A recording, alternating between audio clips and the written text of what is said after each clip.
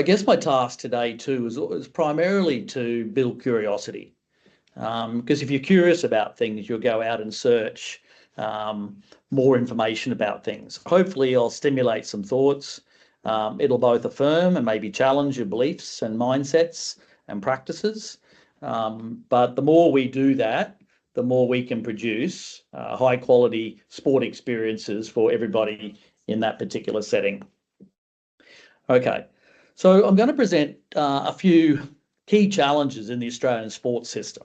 And you might think about how these relate to you in your context. Clearly, the number one issue in Australian sport, and same in New Zealand, it's the same in many Western democracies, keeping kids in sport is a problem.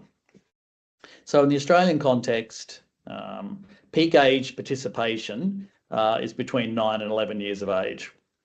And the most we get is 60%, maybe low 60%. So it sort of begs a question around, is there a problem with our product and all the way we deliver our product? How do we keep kids coming back to our sport? Or if they're not going to stay in our sport, going into another sport? So this has benefits for both well-being and also physical health. There's also systemic issues in two silos that typically don't talk to each other, and that's school sport and club sport. And the more we can get that collaboration between those two silos to support kids, we're going to find a lot more kids that got a better sequenced and a more collaborative approach to their own development. Relative age effect is a third issue that contributes significantly to attrition from sport. A relative age effect is that in most sports, January 1st is the cutoff date for an age group to play sport. In some sports like cricket, it's later in the year. But what we find in the research, both in Australia and overseas, is that there's an overrepresentation of athletes who are born in the first 3 months of the year compared to the last 3 months of the year. And that has an issue with kids sign up, but they feel somewhat disadvantaged because of later maturation. And it contributes to coaches and parents and the athletes themselves thinking that they're not good enough. Right? It has a self-fulfilling prophecy that someone else is better than me at my current stage, current date. And as a consequence, I'm not competent. I don't want to do this anymore. So we need to recognise that kids born earlier in the year are likely to be bigger and faster. And we need to be sensitive to differential maturation patterns and accommodate that with some of the policies we have and the way we deliver sport. Another issue that's really concerning, and we're discussing this at the moment in Melbourne with the Australian Sports Commission, is this notion of race to the bottom. So younger and younger athletes are being encouraged to participate in more highly structured training programs. And we call that deliberate practice. You might be familiar with the 10,000 hours or the 10-year view of talent development. And what this does, it prioritises early specialisation and the need for a high-level competition at an earlier age. It also promotes short-term success. And whilst everyone's trying to win, it's the overemphasis on winning that's actually the problem. And this leads to problems in terms of medium and long-term holistic development and enjoyment of the sport. So as a consequence, because of early specialisation and intense competition and the high emotive consequences of that, it leads to people burning out and subsequently dropping out of sport. It also compromises the development of psychosocial skills and competencies to play the sport. The last point I want to talk about in terms of challenges is this idea of delaying representative team selection until a little older. So having regional and state and national championships for kids at primary school and early secondary school we need to ask ourselves the question, is that helpful to long-term retention of athletes in our sports? And if we look at some of the changes that have occurred when sports have changed their policy, so USA ice hockey, they moved initially to no representative training for 13-year-olds until they're 13, sorry. And then they moved that to 16 years of age. So they have no, in the USA ice hockey, they have no representative team competitions until they get to 16. Right? What has happened as a consequence is their numbers have gone through the roof. Right? They have significantly increased the number of people staying in the sport for longer, which actually allows their maturation to start to take place. Rugby league, so we've done a lot of work with junior rugby league through the NRL, and they're pushing for the same things. One of the challenges we have in the Australian context is that we still have school competitions that are selecting state and national teams, which sort of compromises this policy. And I've just been listening to Andy Rogers from New Zealand Sport, and they're doing the same thing with the big sports. So rugby union, netball, etc. They're actually delaying representative teams, that idea of it, to help retain kids in sport longer. It also contributes to helping parents afford for their kids to play sport.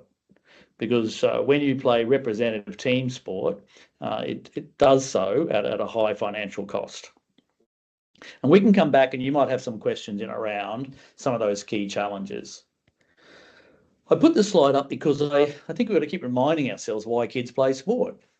And we've got decades of research that continually emphasises kids actually play sport because they want to get better. They want to learn some skills. They want to become more competent. They want to master those skills. Right? They see their role models on TV and their older brothers and sisters, and they want to be competent. They also want to have enjoyment in what they do.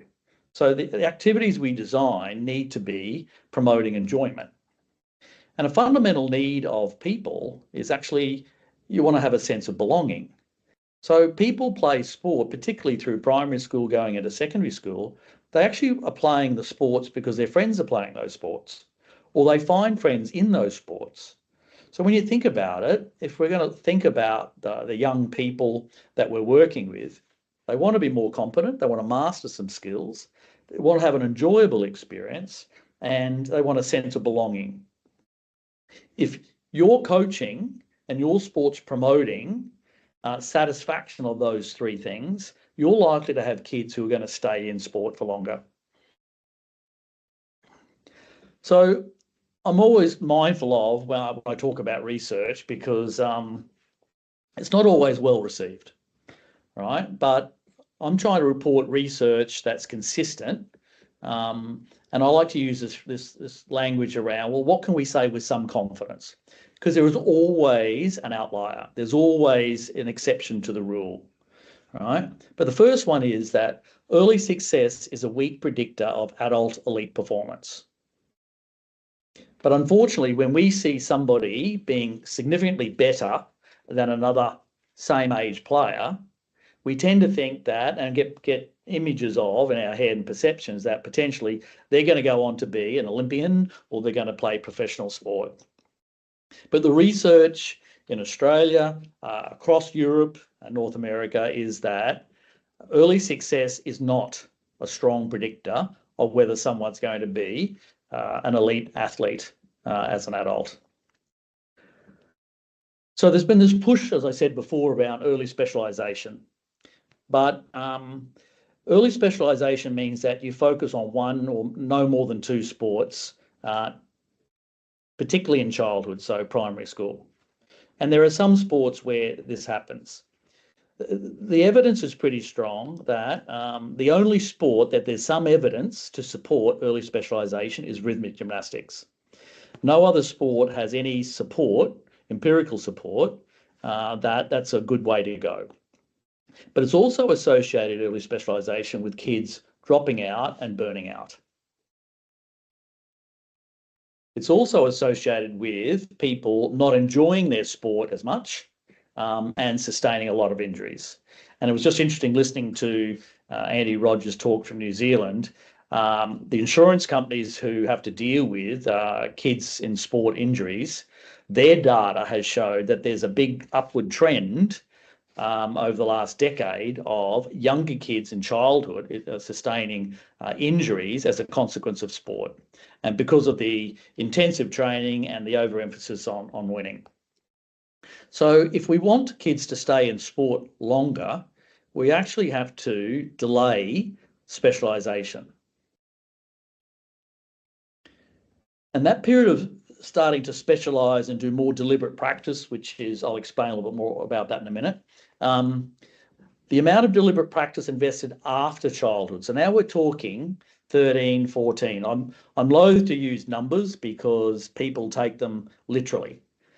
Remember that a 14-year-old child can be somewhere in terms of biological maturation, somewhere between 12 and 16, right? And some people might have children of their own who don't reach puberty until after high school.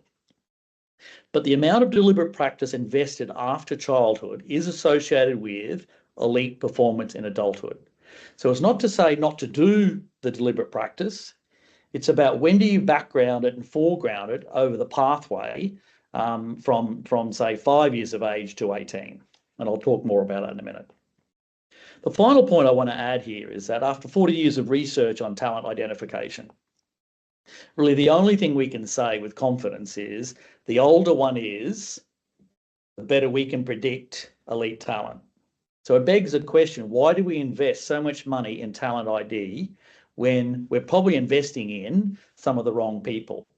And when you pick a team, they feel good about themselves, but the kids who aren't picked, who could be late maturers, they feel incompetent and they withdraw from sport.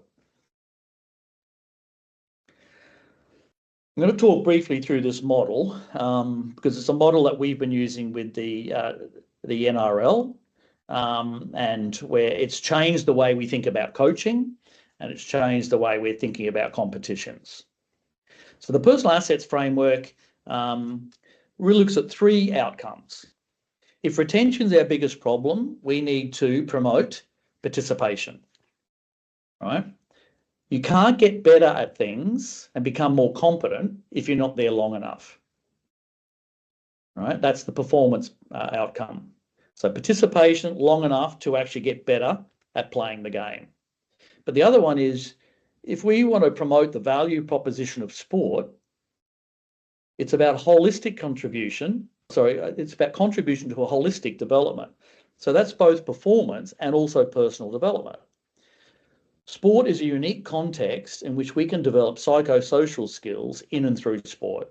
So the three Ps, the three outcomes we're trying to seek is, let's keep getting the kids wanting to come back, knocking on the door, right? Promote longer term participation, because only then can sport contribute to both performance enhancement and personal development. But in achieving those outcomes, we might think about how do we promote the personal assets of the people that we're working with? And to simplify what could be quite a complex area, the four big assets that we think are really important in and through sport are: people want to be physically competent, technically competent. They want to be socially competent. They also want to have confidence in what they do. And that confidence in sport can translate into them being confident outside of sport. So I said before, kids want to belong. Kids want to be connected to others, right? So there's a strong connection. And how do we develop those connections in and through sport? And the fourth one is character. So character is about how do we use sport and dilemmas in sport when there's a fight on the field to have conversations to support appropriate moral development in and through sport. So the question I have for all of you is, how do you promote in the way we deliver sport, personal assets, those 4 Cs, to achieve the 3 Ps? And the 3 broad areas are the programming we do, the content of what we deliver in everyday training and competition. So it's the engagement and activities. It's also about quality relationships, and that includes everybody in the ecosystem. And then what is the environment, the appropriate settings that we create that are going to be conducive to psychological safety and the promotion of kids developing both personally, but also in terms of their performance. And all of this takes time. And again, it comes back to you need to be there long enough to benefit from participation to improve both your performance and contribute to personal development. So as I said, we've been looking at this for about 10 years with the NRL in terms of the player development framework. That goes from 6 years to 16. And their primary objectives, sort of highlighting what I'm talking about, is firstly, they want to attract, but more importantly, retain participation. We need to bring community back into sport and to make people have a sense of belonging to the community beyond just a transactional experience of drop the kids off, play sport, pick them up and go home. We also think as a consequence of that, we're going to foster personal development. And that's everyone in and through sport. And obviously we're trying to improve the quality of the sporting experience by contributing to mastery of technique and physical development. So personal engagement and activities, I want to talk briefly about that. This is just a different format of the same model. You might think of sport, and particularly organised sport, it's adult-led. So adults run the show. But there can be both intrinsic value, which is immediate value, which is the enjoyment bit, right? Or it could be delayed value. If I train hard for the next couple of years, I might be able to get myself into a representative team when I turn 16. And then the other dimension is, are adults leading the show, or are there opportunities for the youth to lead? So to give you some example in the type of activities and the programming, deliberate practice, or the 10,000 hours, which by the way is not a rule. It came out of music. Its relevance to sport is highly questionable, but everybody likes to talk about you need 10,000 hours to become an expert. So deliberate practice is typically run by adults for delayed benefit over a 2 to 3 year training program to become a better athlete. The opposite of that is children and young people are designing games and activities, and it's just about having fun, immediate fun. It's spontaneous, and that's what we call deliberate play, right? Most people in the audience would understand these are backyard games where kids make the rules, they change the rules, they pick the teams, they keep changing the teams, right? They even pick the activities they're going to do. Then we've got Steph Curry's a really good example of spontaneous practice where he wants to be a better basketballer. So what does he do? He invests in his own discretionary time, formal practice or informal practice, in his shooting and his dribbling, etc. And he's in charge of that development. He's choosing to do that. And because he's choosing to do that because he wants to get better, it's coming from inside and it's more internal or intrinsic motivation. But the reason he's doing it is to become a better player down the track. And then we've got adult-led, but it's fun, modified games, right? Most people who come to team sports in particular, or in my case, athletics, who doesn't want to do some races? Who doesn't want to play modified forms of footy or netball? So the important thing about putting this figure up is understand that during early childhood and mid-childhood, say primary school, we want a lot of deliberate play, right? A lot of modified games. But as they go into high school and they start to wanting to specialise a bit more and do fewer sports, right, they're going to do a lot more deliberate practice. That doesn't mean they don't do deliberate play. So think about how you're going to background and foreground all these different activities over, say, a 10 to 15 year pathway. Quality relationships. In tennis, we talk about the sweet spot, and that's about how do we get, it's a community. It takes a village to raise a child, right? So a big challenge for sport people is actually working with parents. But we need to understand parents are investing both emotionally, socially, financially, and time. So parents need to be not ignored and not told to go away, but how do we work with parents as partners to create all the adult actors in the setting are supporting and on the same page about what they want for the benefit of their children, right? So there are ways in which we can use parenting programs, and in Queensland, you can all access the Triple P program, which is the Positive Parenting Program, free to all Queenslanders.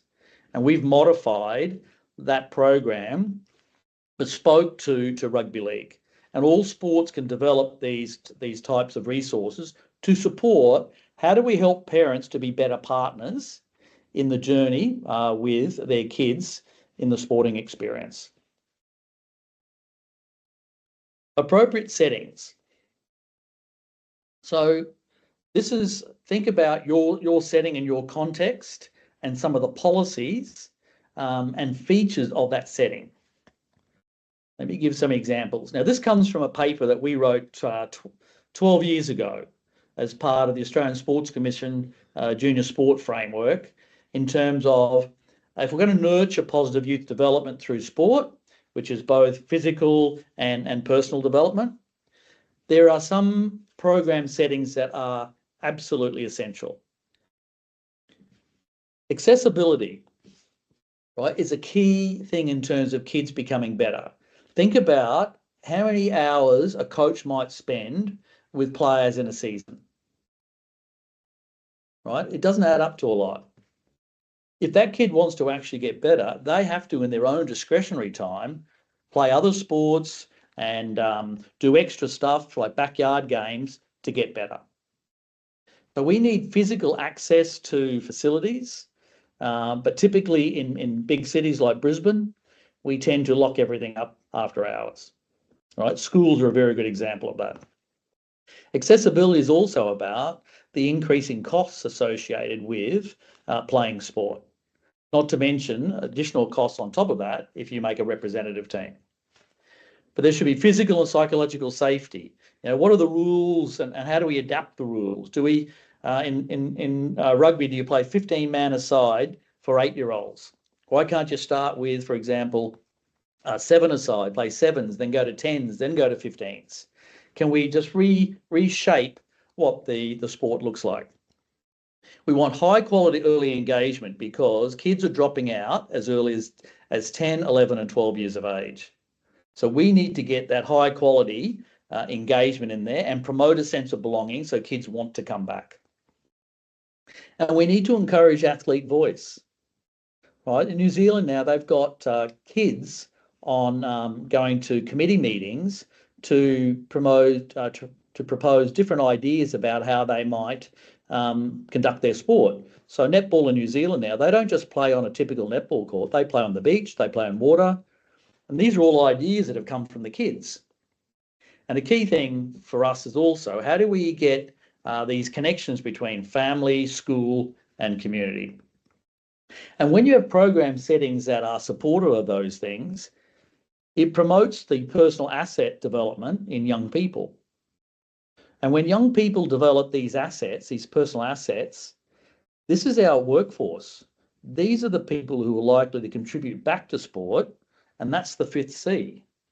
We rely very heavily on volunteers for the whole sporting system, right? So the people who've had positive experiences in and through sport are more likely to contribute back. And so some of the policies we need to look at. How do we promote being inclusive? That might mean, well, how do we delay talent ID? And can we spend that and redirect that spending somewhere else? How do we focus on sampling during childhood, playing multiple games? How many weeks should a season actually be? right? 9-month seasons really prohibit kids from playing other sports. We want kids to play multiple sports, particularly through childhood, and they should be emphasising play, fun, and challenge. Relative age effect is a phenomenon that actually occurs in the Australian context. We need to promote awareness of that with people in the system so that we can think of ways in which we can mitigate against it.